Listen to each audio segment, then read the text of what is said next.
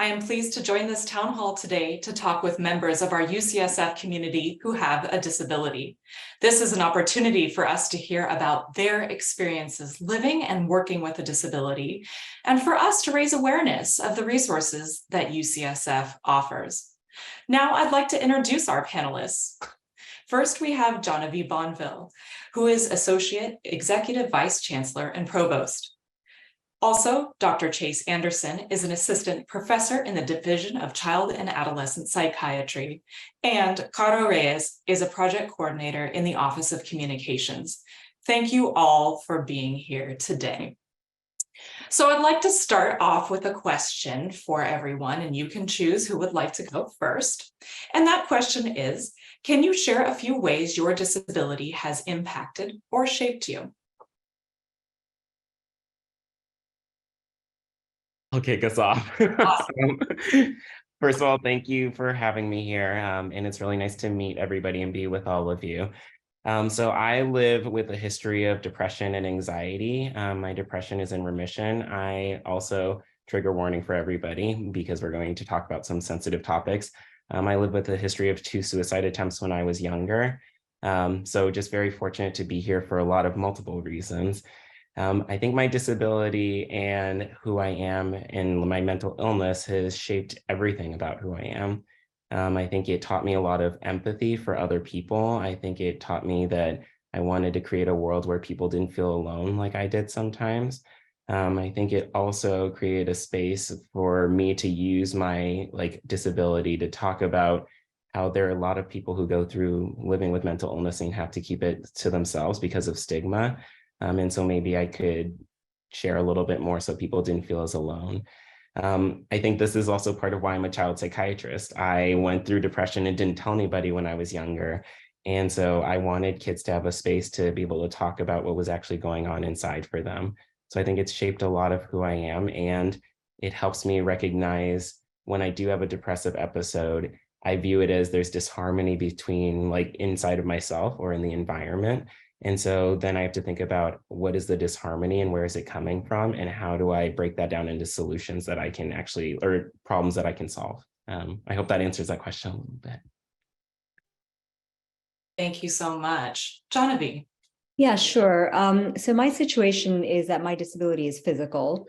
I was not born with a disability. I acquired a growing physical disability, which worsened over time due to a medical condition. So I went from being, fully able-bodied and actually very athletic to needing crutches, a cane, a walker, and now I'm a full-time wheelchair user, though I still try to exercise in, funny ways, which I'll share later. So for me, on the surface, there was the difficulty of dealing with gradually declining physical mobility. But the true challenge, the real challenge, was psychological. It was accepting a new identity as being somebody who was disabled, accepting sort of a new normal that kept changing. And still does. It was very difficult, and I'll be honest, it still is. I'm here as part of this panel, but that doesn't by any means mean that I figured it out. I haven't. I think, society places a huge stigma on disability, as my colleague was saying, on any kinds of disability.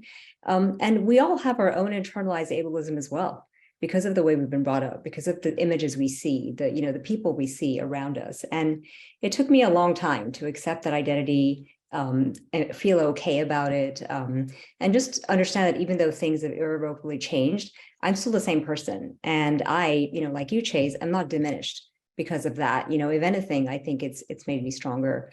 And I'll just say, I never wanted to be an activist. I don't think I think there's other people who are better than me at being advocates or activists. It's not something that I ever ascribed to me. But I realized that by not speaking up, I was actually not doing anyone any favors, and I was actually contributing to the very kind of behavior that I don't like. So I'm really delighted that you invited me here. Wendy and Lisa, I feel like we need to collectively change our mind about how we as a society view disability. And for that, the community needs to hear us and see us and share our stories. So thank you for having me. Thank you, Janhavi. Caro, would you like to share? Yeah, a few things come to mind. Representation, for sure. I grew up in the 80s and, as a indigenous Mexican, Korean, and then later queer, individual, I didn't see myself on, in TV or media. And I also acquired my disability later in life. And so also realizing to what extent, people just don't know what they don't know, right? Like we see a 1D dimensional, type of character often, especially for people with disabilities. And yeah, there was related to that is just mitigating a lot of questioning and feeling sort of like a novelty or a source of information for people, which, happens daily. I think because people get sort of uncomfortable or are genuinely curious, to learn about an experience different from their own. But, like, I think the small things like, using a cane one day and then not, or people not realizing that for certain individuals, medical devices are liberating, right? Like they actually enable me to run, and that kind of makes people's minds go like, what? A person with a disability can run, like it really, that just points to, a lot of issues that people with a lot of different backgrounds, intersectional identities can really understand, right? But some of I think if I try to frame it in a really positive way, I have neuropathy, which is ever present, and it's made me practice, how to really be present and check in with myself. It's made me very obsessed and geek out over physiology and body mechanics and, like somatics. So I get really into it. I love like understanding how holistic approaches can be really effective for certain, diagnoses. And it's also made me an expert planner, like I have to anticipate, what might be available or not available. Like, for example, air conditioning, like people wouldn't think twice about it, but for neuropathy, changes in temperature can create a huge pain flare. So, I think about, am I going to spend all day in a building with a lot of air conditioning? Then I have to pack my long ski wool socks and like a heating pad, which is so strange to carry around, in summer. So I think that those are some of the key ways that it's impacted me. Thank you, Caro. And maybe we'll ask Janhavi to start out the next question. Thank you for sharing about yourselves as an introduction. Could each of you share a specific way in which UCSF has supported you as an employee with a disability, and also opportunities for UCSF to enhance that support? Okay, I'll answer this in a twofold way. There's obviously a tactical, concrete way that UCSF can support me and others like me, and then there's a kind of a more philosophical way. Tactically, I have partaken extensively of our disability accommodations, and I would encourage others to do the same. And so what this is essentially I've asked for, I've been honest about what my challenges are, and asked for the accommodations team to work with me in an interactive way to try and meet those needs. Again, as I said earlier, this took me a long time to kind of accept and come to terms with. So initially I didn't say anything, but I would encourage anybody who's struggling with this to use that team. We are a very big bureaucratic institution. This is one of the benefits of being a big bureaucratic institution. We have rules, and we have a team which executes those rules beautifully, led by Judy Rosen. And they helped me, but I had to be open with them and honest with them, and say things which maybe 10 years ago I wouldn't have been comfortable with. So that was very helpful to me. I also, if I see people struggling, I usually speak up. Wendy knows because I call her all the time and complain. We do have inaccessibility features in some of our, especially our older buildings, which can be remedied by some workarounds. So that's, those are things which I would encourage people to speak up and talk about.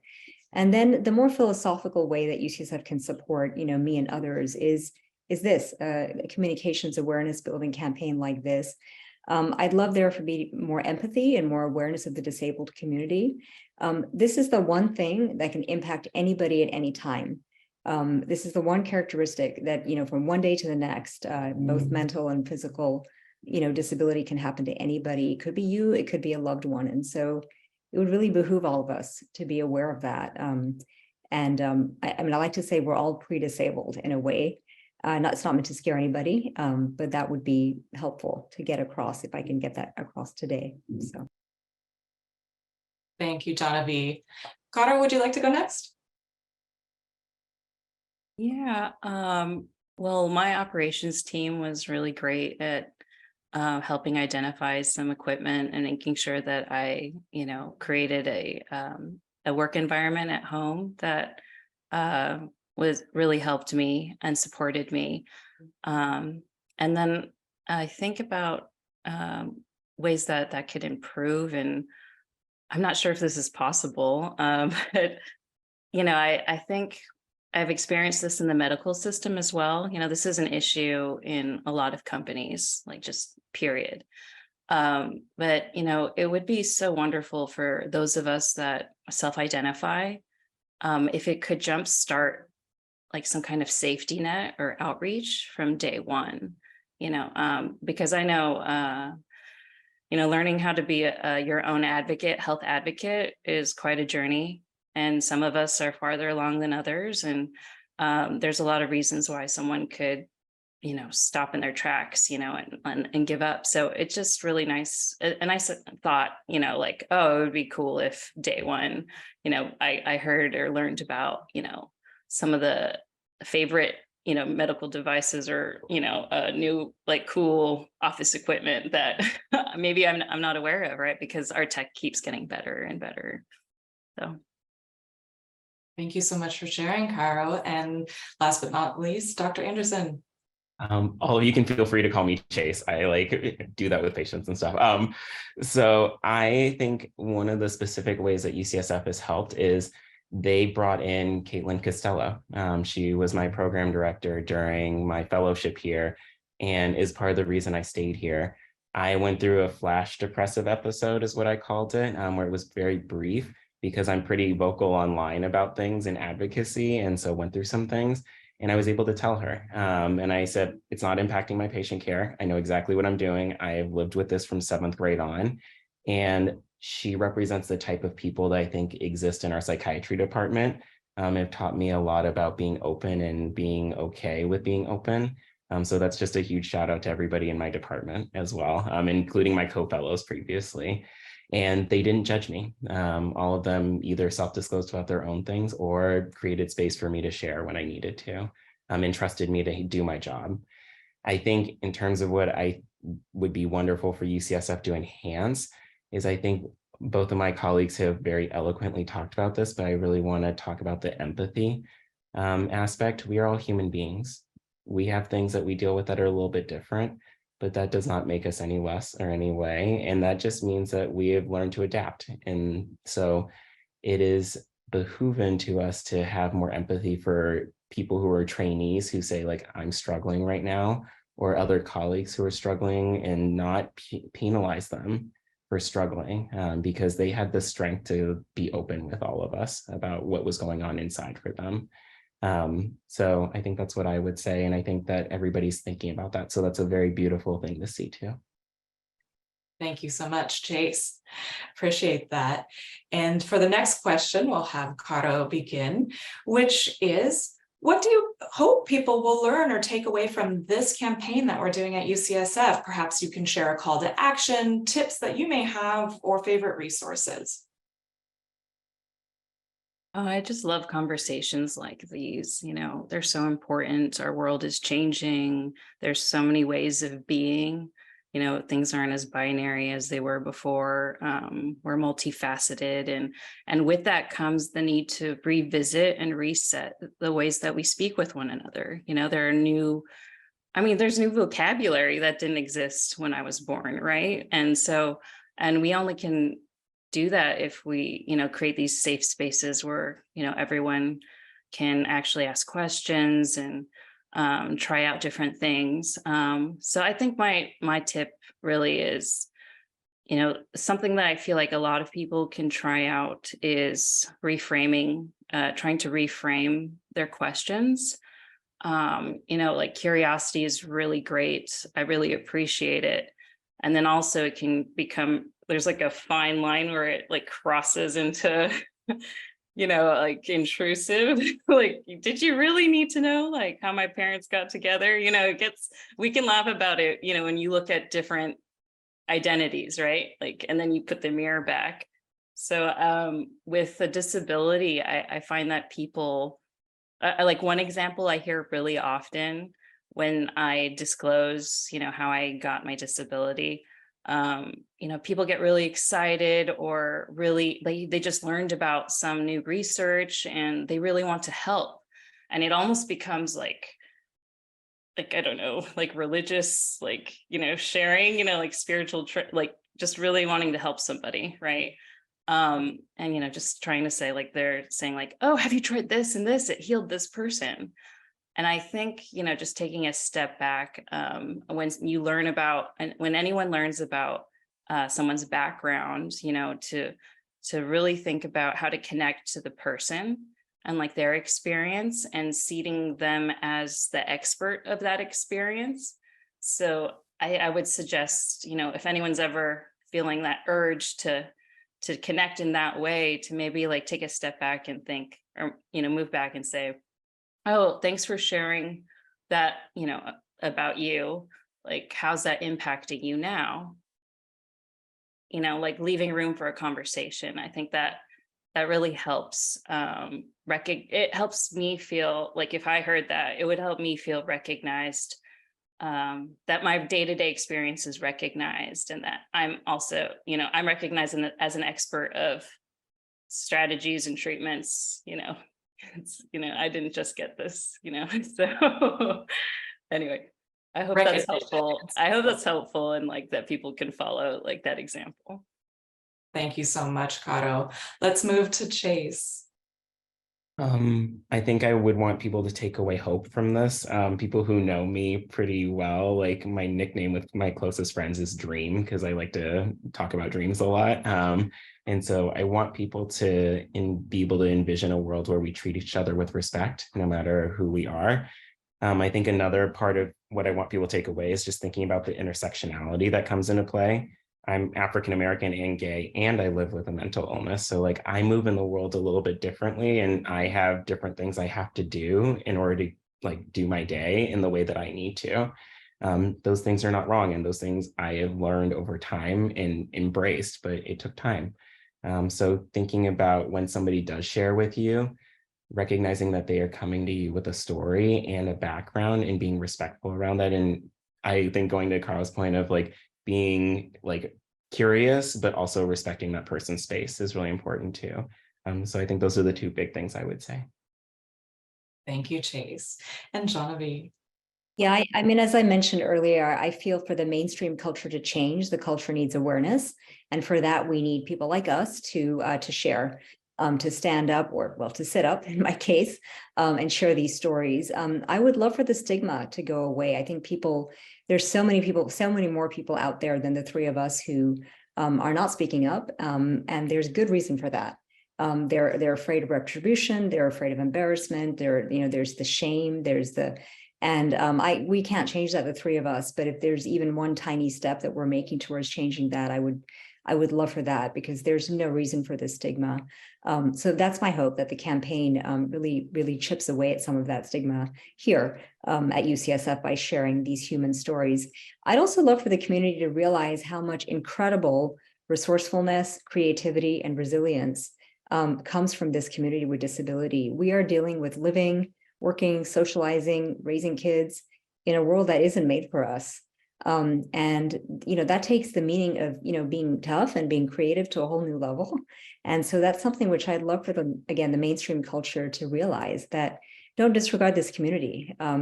We definitely have challenges that others don't, and we have some weaknesses that others don't, but there's a lot of richness and creativity to offer here. And we need to take advantage of that. So thank you. Absolutely. Thank you so much, panelists, for taking the time to share yourselves with us today. We appreciate it. And the tip I think I would leave with everyone is to think about how the way we talk about disability with each other shapes our attitudes and actions. The way we talk about disability with each other shapes our attitudes and our, importantly, actions, whether it's water cooler talk, whether it's shaping a policy, a recruitment or admissions committee, and on it goes. So really, I would challenge everyone on this town hall today to think about that and what does that mean for you in your life and your work at UCSF. So in closing, I want to make sure everyone is aware of the resources UCSF provides for our staff, faculty, residents, fellows, and postdoctoral scholars with disabilities and medical conditions. So now I'll show you a slide with some resources. They'll be posted next week on the Disability Management website, and I'm going to highlight today just 3 items. First of all, Disability Management Services is a resource you already heard about today in the panel, but it is your resource if you are any of the above employees that I mentioned before with a disability. DMS, as they're called, also can help provide reasonable accommodations and help assist with access to your work environment or the work environment of perhaps somebody you may supervise, for example. If you're a student in our undergraduate education programs, Student Disability Services is your resource. Also, any of our constituency groups may apply, whether they're students or employees, for our Committee on Disability Inclusion, a committee advising the Chancellor via the Vice Chancellor of Diversity and Outreach and Chief Diversity Officer, Dr. Renee Navarro. The deadline is June 20th to apply. And finally, please subscribe to the Disability Allies newsletter brought to you by my office, and a link will be available to you shortly. Thank you, panelists, for contributing to this campaign. I invite members of our community to learn more about our panelists and the ways in which you can promote a climate of access and inclusion for people with disabilities by reading their stories that will be posted right around next week.